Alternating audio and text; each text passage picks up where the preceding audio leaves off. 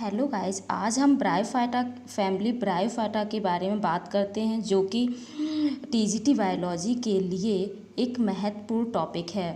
तो family bryophyta को पादप जगत का उभयचर कहते हैं। ओके, इसको टर्म किसने दिया था? आर ब्राउन ने। किसने दिया था? आर ब्राउन ने। ठीक, इसके प्लांट्स टू टाइप्स में डिवाइड है, क्रिप्टोगैमस एंड फेनरोगैमस। क्रिप्टोगैमस को अपुष्पी पौधे कहते हैं और फेनरोगैमस को पुष्पी पौधे कहते हैं। ओके गाइस, क्या मैं फास्ट आपको बता रही हूँ? ओके, मैं स्लो बात करती हूँ। क्रिप्टोगैमस को सीडलेस प्लांट भी कहते हैं। ओके, और फेनरोगैमस को सीडेड प्लांट कहते हैं, यानी कि बीज युक्त प्लांट। ओके, तो क्रिप्टोगैमस को सीडलेस जो प्लांट है, ये 3 पार्ट्स में इसको डिवाइड किया गया है: थैलोफाइटा, ब्रायोफाइटा एंड टेरिडोफाइटा।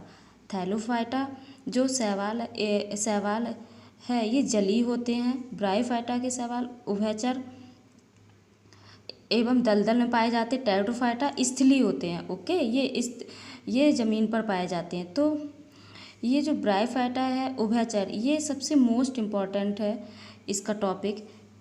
इसको एम्फीबियन ऑफ प्लांट किंगडम के नाम से भी जानते हैं। Okay, simplest primitive group of embryophyta, non vascular cryptogams. Okay, इसके बाद फादर ऑफ ब्रायोलॉजी है हेडविग। फादर ऑफ ब्रायोलॉजी कौन है? हेडविग। ये बहुत ही इम्पोर्टेंट है टॉपिक। और फादर ऑफ इंडियन ब्रायोलॉजी कौन है? Professor SR Kashyap. This is very most important line. ये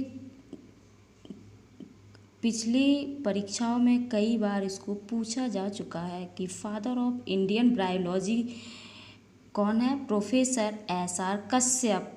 इसकी ऑरिजिन हुई थी 350 मिलियन वर्ष पूर्व। ओके, कौन सा इरा है? ये इरा भी इसका इम्पॉर्टेंट है, पैलोजोइक एंड मीजोजोइक इरा में। ओके, ये इसकी ऑरिजिन कब हुई? पैलोजोइक एंड मीजोजोइक इरा में।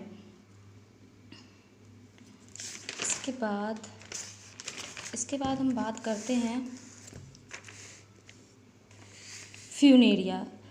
ब्रायोफाइटा के अंतर्गत एक फ्यूनेरिया टॉपिक है। ये भी इससे भी क्वेश्चंस पूछे जाते हैं। तो इसमें क्या है कि स्टोमेटा इसमें एब्सेंट होती है। ऑल ब्रायोफाइटा आर होमोस्पोर्स हैं। ओके, अल्टरनेशन ऑफ जनरेशन पाया जाता है फ्यूनेरिया में। क्या? अल्टरनेशन ऑफ जनरेशन पाया जाता है। वाटर इसेंशियल, यानी कि फॉर फर्टिलाइजेशन के लिए वाटर इसेंशियल होता है। ठीक, इसमें रिप्रोडक्टिव ऑफ ऑर्गन 2 होते हैं। मेल के लिए एंथ्रीडिया होता है, फीमेल के लिए आर्किगोनिया होता है। ओके, तो फ्यूनेरिया को हम cord moss and common moss and green moss कहते हैं। ओके, इसकी स्पोरोफिटिक स्टेज होती है, जिसमें देखो ये फुट, ये छोटा सा मैंने स्ट्रक्चर बनाया हुआ है। देखो ये जो बेसिक जो होता है, इसको फुट कहते हैं। और यहाँ पे कुछ ऐसी संरचना दिखती है जिसको हम राइजोट्स बोलते हैं। ओके, ये जो कप जैसी संरचना दिख रही है, बल्ब जैसी, इसको कैप्सूल बोलते हैं। और इसके अंदर ये जो है ना, ये स्पोर है। क्या है? स्पोर। ओके, तो फुट सीटा ये किस में एब्सेंट होती है? रिक्सिया में। ये भी बहुत इंपॉर्टेंट है, ऐसे करके क्वेश्चन आ सकता है कि फुट और सीटा किस में एब्सेंट होती है? तो किस में होती है? रिक्सिया में। ओके, और ओनली सीटा किस में एब्सेंट होती है? स्फेग्नम में। ये भी ब्रायोफाइटा के अंतर्गत आता है। ओके, सिंपल स्पोरोफाइट रिक्सिया में प्रेजेंट होती है। ओके, तो हम बात करते हैं लाइफ साइकिल ऑफ ब्रायोफाइट, मतलब कि इसकी लाइफ साइकिल के बारे में बात करते हैं। यहाँ से गैमेटोफाइटा। ठीक, इसमें 2 पार्ट्स, मेल एंड फीमेल, जो मैंने अभी बताया था रिप्रोडक्टिव ऑर्गन है ये। ओके, तो मेल का क्या है? मेल का एंथ्रीडिया है, फीमेल का आर्किगोनिया है। तो एंथ्रीडिया से एंथ्रोजॉइड्स और आर्किगोनिया से एग, ये दोनों जब फ्यूज करते हैं, फर्टिलाइजेशन करते हैं, तो यहाँ से ये तो हैप्लॉइड है, ठीक है, हैप्लॉइड, ओके। फिर यहाँ आके ये डिप्लॉयड हो जाते हैं 2n, ठीक। फिर ये फर्टिलाइजेशन से बनाते हैं जायगोट, जायगोट से बनता है एम्ब्रियो, एम्ब्रियो से स्पोरोफाइट एंड कैप्सूल, ठीक है। यहाँ पे स्पोरोफाइट अवस्था है और यहाँ पे गैमेटोफाइट, गैमेटोफाइट में n है और ये स्पोरोफाइट 2n, ओके।